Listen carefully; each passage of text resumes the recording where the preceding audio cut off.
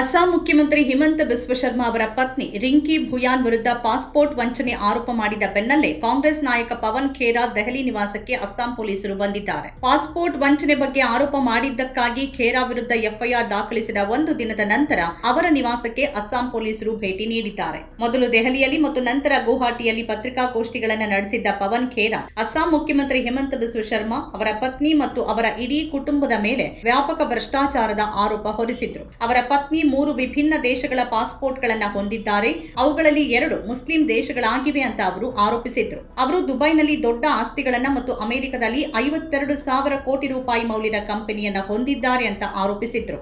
ಇದಾದ ಬೆನ್ನಲ್ಲೇ ಅಸ್ಸಾಂ ಪೊಲೀಸರು ಪವನ್ ಖೇರಾ ಮನೆ ಬಾಗಿಲು ತಟ್ಟಿದ್ದಾರೆ. ಅಸ್ಸಾಂ ಪೊಲೀಸರು ಪವನ್ ಖೇರಾ ಅವರ ದೆಹಲಿ ಮನೆಗೆ ಆಗಮಿಸಿದ್ದಾರೆ. ಖೇರಾ ಆರೋಪಗಳ ವಿರುದ್ಧ ರಿಂಕಿ ಭುಯಾನ್ ಅಸ್ಸಾಂ ಪೊಲೀಸರಿಗೆ ದೂರು ನೀಡಿದ್ದರ ಹಿನ್ನೆಲೆಯಲ್ಲಿ ಪೊಲೀಸರು ಬಂದಿದ್ದಾರೆ. ಏಪ್ರಿಲ್ 9ರಂದು ಚುನಾವಣೆ ನಡೆಯಲಿರುವಾಗ ಪವನ್ ಖೇರಾ ಅವರು ಈ ಗಂಭೀರ ಆರೋಪಗಳನ್ನು ಮಾಡಿದ್ರು. ಪೊಲೀಸರು ಪವನ್ ಖೇರಾ ಅವರ ವೈಯಕ್ತಿಕ ಸಿಬ್ಬಂದಿಯ ಫೋನ್ ಅನ್ನು ಕೂಡ ಸೀಸ್ ಮಾಡಿದ್ದಾರೆ ಎನ್ನಲಾಗಿದೆ. ಪೊಲೀಸರು ಬಂದಾಗ ಪವನ್ ಖೇರಾ ಮನೆಯಲ್ಲಿರಲಿಲ್ಲ, ಅವರು ಗುವಾಹಟಿಯಲ್ಲಿರಬಹುದು ಅಂತ ಹೇಳಲಾಗಿದೆ. ಪವನ್ ಖೇರಾ ಅವರ ಆರೋಪದ ಬಳಿಕ ಹಿಮಂತ ಬಿಸ್ವ ಶರ್ಮಾ ಕೂಡ ರಾಹುಲ್ ಗಾಂಧಿ ಮತ್ತು ಪವನ್ ಖೇರಾ ಇಬ್ಬರ ವಿರುದ್ಧವೂ ವಾಗ್ದಾಳಿ ನಡೆಸಿದ್ರು. ಅವರು ಅವಾಚ್ಯ ಪದಗಳನ್ನು ಬಳಸಿದ್ದಾರೆ ಅಂತ ವರದಿಯಾಗಿದೆ. ಒಂದು ರಾಜ್ಯದ ಮುಖ್ಯಮಂತ್ರಿ ಅಂತಹ ಭಾಷೆಯನ್ನ ಬಳಸುತ್ತಿದ್ದಾರೆ. ಪ್ರಶ್ನೆ ಏನು ಅಂದ್ರೆ, ರಾಜಕೀಯ ಆರೋಪಕ್ಕೆ ಹೀಗೆ ಪ್ರತಿಕ್ರಿಯಿಸಬೇಕಾ ಅನ್ನೋದು. ಪಾಸ್ಪೋರ್ಟ್ ವಂಚನೆ ಆರೋಪದ ಬಗ್ಗೆ ಖೇರಾ ಅವರ ವಿರುದ್ಧ ಪ್ರಕರಣ ದಾಖಲಿಸಲಾಗುತ್ತೆ ಅಂತ ಶರ್ಮಾ ಹೇಳಿದ್ರು ಮತ್ತು ಪೊಲೀಸರು ತಕ್ಷಣವೇ ಕ್ರಮ ತೆಗೆದುಕೊಂಡಿದ್ದಾರೆ. ಆದರೆ ಪವನ್ ಖೇರಾ ಪತ್ರಿಕಾಗೋಷ್ಠಿಯಲ್ಲಿ ಎತ್ತಿದ್ದ ವಿಷಯ ಅಸ್ಸಾಂ ಚುನಾವಣೆಯಲ್ಲಿ ಪ್ರಾಥಮಿಕ ವಿಷಯವಾಗಿತ್ತು. ಆದರೆ ಇದರ ವಿರುದ್ಧ ಹಿಮಂತ ಬಿಸ್ವ ಶರ್ಮಾ ತಮ್ಮ ಶಕ್ತಿ ತೋರಿಸಲು ನಿಂತಂತಿದೆ.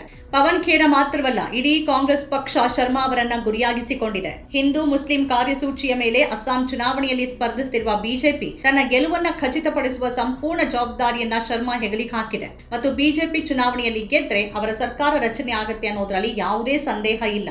ಹಿಮಂತ ಬಿಸ್ವ ಶರ್ಮಾ ಮತ್ತೆ ಮುಖ್ಯಮಂತ್ರಿ ಆಗ್ತಾರೆ. ಅದಕ್ಕಾಗಿನೇ ಚೆನ್ನಾಗಿ ಯೋಚಿಸಿದ ತಂತ್ರದ ಭಾಗವಾಗಿ ಕಾಂಗ್ರೆಸ್ ಶರ್ಮಾ ಅವರನ್ನ ಗುರಿಯಾಗಿಸಿಕೊಂಡಿದೆ. ಮಲ್ಲಿಕಾರ್ಜುನ್ ಖರ್ಗೆ ಕೂಡ ಬಹಳ ಸ್ಫೋಟಕ ಹೇಳಿಕೆ ನೀಡಿದ್ರು. ಅವರು ಹೇಮಂತ್ ಬಿಸ್ವ ಶರ್ಮಾ ತಲೆಯಿಂದ ಪಾದದವರೆಗೆ ಭ್ರಷ್ಟಾಚಾರದಲ್ಲಿ ಮುಳುಗಿದ್ದಾರೆ, ಜೀರ್ಣಿಸಿಕೊಳ್ಳೋಕೆ ಸಾಧ್ಯವಾಗದಷ್ಟು ಮಟ್ಟಿಗೆ ಭ್ರಷ್ಟಾಚಾರದಲ್ಲಿ ಮುಳುಗಿದ್ದಾರೆ ಅಂತ ಖರ್ಗೆ ಟೀಕಿಸಿದ್ದಾರೆ. ಆದರೆ ಈಗ ಅಸ್ಸಾಂನಲ್ಲಿ ಚುನಾವಣೆಗಳಿರುವಾಗ ಪೊಲೀಸರು ಚುನಾವಣಾ ಆಯೋಗದ ಅಡಿಯಲ್ಲಿ ಬರ್ತಾರೆ. ಚುನಾವಣಾ ಆಯೋಗದ ವ್ಯಾಪ್ತಿಗೆ ಬರುವ ಪೊಲೀಸರು ಪವನ್ ಖೇರಾ ವಿರುದ್ಧ ಇಷ್ಟೊಂದು ಕಠಿಣ ಕ್ರಮ ಕೈಗೊಂಡಿದ್ದು ಹೇಗೆ ಅನ್ನೋ ಪ್ರಶ್ನೆ ಏಳುತ್ತೆ. ಪವನ್ ಖೇರಾ ನಿವಾಸಕ್ಕೆ ಅಸ್ಸಾಂ ಪೊಲೀಸರು ಬಂದಿರೋದನ್ನ ಖಂಡಿಸಿರುವ ಕಾಂಗ್ರೆಸ್ ಸಂಸದ ಜೈರಾಮ್ ರಮೇಶ್, ಮೂಲಭೂತ ಸಾರ್ವಜನಿಕ ಹಿತಾಸಕ್ತಿ ಸಮಸ್ಯೆಗಳನ್ನ ಎತ್ತಿದ್ದಕ್ಕಾಗಿ ಬಂಧಿಸಲು ಪೊಲೀಸ್ ಅಧಿಕಾರಿಗಳ ಸಂಪೂರ್ಣ ಪಡೆ ನಿಯೋಜಿಸಲಾಗಿದೆ ಅಂತ ಟೀಕಿಸಿದ್ದಾರೆ. ಇದು ಹತಾಶೆಗೊಂಡಿದ್ದಾರೆ ಮತ್ತು ಭಯಭೀತರಾಗಿದ್ದಾರೆ ಅನ್ನೋದನ್ನು ಸಾಬೀತುಪಡಿಸುತ್ತೆ. ಇದು ಸರಿಯಾದ ವಿಧಾನವಲ್ಲ, ಆದರೆ ಸೇಡಿನ ಕ್ರಮ. ವಿರೋಧ ಪಕ್ಷದ ಧ್ವನಿಯನ್ನ ಹತ್ತಿಕ್ಕಲು ಅಧಿಕಾರವನ್ನ ಬಳಸಲಾಗ್ತಿದೆ ಅಂತ ರಮೇಶ್ ಹೇಳಿದ್ದಾರೆ. ಇದು ಅವರ ಅನೇಕ ಕರಾಳ ಕೃತ್ಯಗಳನ್ನ ಬಹಿರಂಗಪಡಿಸುತ್ತಿದೆ. ಬೆದರಿಕೆ ಹಾಕೋರು ವಾಸ್ತವವಾಗಿ ಭಯಭೀತರಾಗಿದ್ದಾರೆ ಮತ್ತು ಅವರಿಗೆ ಮರೆಮಾಚೋಕೆ ಬಹಳಷ್ಟಿದೆ. ಇದು ಅಸ್ಸಾಂನಲ್ಲಿ ಮುಖ್ಯಮಂತ್ರಿ ಸೋಲನ್ನ ಎದುರಿಸುತ್ತಿದ್ದಾರೆ ಅನ್ನೋದಕ್ಕೆ ಪುರಾವೆಯಾಗಿದೆ ಅಂತ ಜೈರಾಮ್ ರಮೇಶ್ ಹೇಳಿದ್ದಾರೆ. ನಮ್ಮ ಕಾರ್ಯಕ್ರಮಗಳನ್ನ ನೀವು ನೋಡ್ತಾ ಇದ್ರೆ ನಮ್ಮ ಚಾನೆಲ್ ಅನ್ನ ಸಬ್ಸ್ಕ್ರೈಬ್ ಮಾಡಿ, ಪಕ್ಕದ ಬೆಲ್ ಐಕಾನ್ ಒತ್ತಿ ನಮ್ಮನ್ನ ಬೆಂಬಲಿಸಿ. ಹಾಗೆ ನಮ್ಮ ಕಾರ್ಯಕ್ರಮಗಳನ್ನ ಲೈಕ್ ಮಾಡಿ, ಕಮೆಂಟ್ ಮಾಡಿ, ಅದನ್ನ ಬೇರೆಯವರಿಗೂ ವಾಟ್ಸ್ಆಪ್ ಮೂಲಕ ಶೇರ್ ಮಾಡಿ. ನೀವು ಹೀಗೆ ಮಾಡಿದಾಗ ನಮ್ಮ ಚಾನೆಲ್ ಇನ್ನಷ್ಟು ಮತ್ತಷ್ಟು ಜನರಿಗೆ ತಲುಪಲು ನೀವು ನಮ್ಮೊಂದಿಗೆ ಸಹಕರಿಸಿದ ಹಾಗಾಗುತ್ತೆ.